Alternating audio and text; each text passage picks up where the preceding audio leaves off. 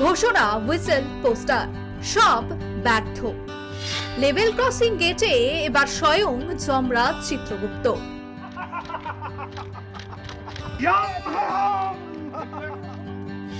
Rail লাইনকে shortcut ভাবলে মৃত্যুই ফাইনাল ডেস্টিনেশন। খাতায় নাম লেখো, এর রেফারেন্স আমার থেকে নেবে। পূর্ব রেলের অভিনব উদ্যোগ, হাসির আড়ালে কড়া বার্তা। গাংপুর বর্ধমান কালনা গেটে জম দেখেই থমকে যাচ্ছেন অসতর্ক যাত্রীরা। পূর্ব রেল নিয়েছে পুরান স্টাইল সচেতনতার পথ।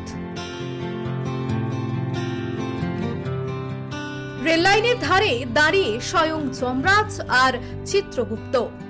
উদ্দেশ্য একটাই, রেল লাইনকে যারা শর্টকাট ভাবে তাদের একটু আগে ভাগেই মৃত্যু ভয় দেখানো। কারণ পরিসংখ্যান বলছে রেল লাইন পার হতে গিয়ে প্রতিদিনই কেউ না কেউ ভুলটা শেষবারের মতো করে ফেলছে। গেট বন্ধ, ট্রেন আসছে, কানে হেডফোন, চোখ ফোনে। ঠিক তখনই সামনে এসে দাঁড়ালেন যমরাজ। পাশে চিত্রগুপ্ত খাতা খুলে নাম ঠিকানা লেখেন। এই অভিনব নাটক মঞ্চস্থ করছে হাওড়া ডিভিশন। গাংপুর স্টেশন থেকে বর্ধমান স্টেশন সংলগ্ন কালনা গেট, যেখানে প্রায়ই অসচেতনতা দুর্ঘটনার রূপ নেয়, সেখানেই জম চিত্রগুপ্ত হাজির।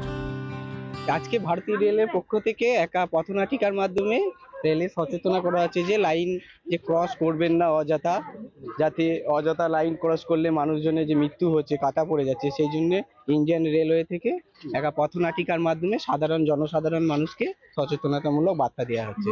এখন তো দেখছি বেশ ভালোই চলছে, ওনারা সবাইকে বোঝাচ্ছেন, কিন্তু এই বোঝানোটা রেগুলার বেশ, এই যে গেট পড়ে থাকলে যাবেন না, গেট যখন উঠবে তখন যাওয়া আসাটা করুন, কিন্তু এইটা রেগুলার বেস তো হবে না। তো এখন ওনারা আছে, সবাই মানছে, ওনারা চলে গেলে তার কেউ মানবে না। যমরাজের ভূমিকায় থাকা দেবদূত বিশ্বাসের বক্তব্য, মাইকে বলা কথা কানে যায় না, কিন্তু চোখের সামনে বিপদ দাঁড় করালে মানুষ থামে। চিত্রগুপ্ত সজল চক্রবর্তীর মতে চাকরির বাইরে এটাও দায়িত্ব। রেলের আবেদন স্পষ্ট, রেল লাইন শর্টকাট নয়, বিপদ সংকেত।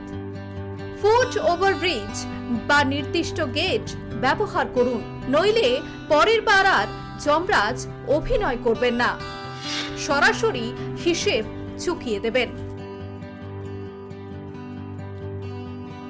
পূর্ব বর্ধমান থেকে প্রবীর মণ্ডলের রিপোর্ট, নিউজ লাইভ বাংলা।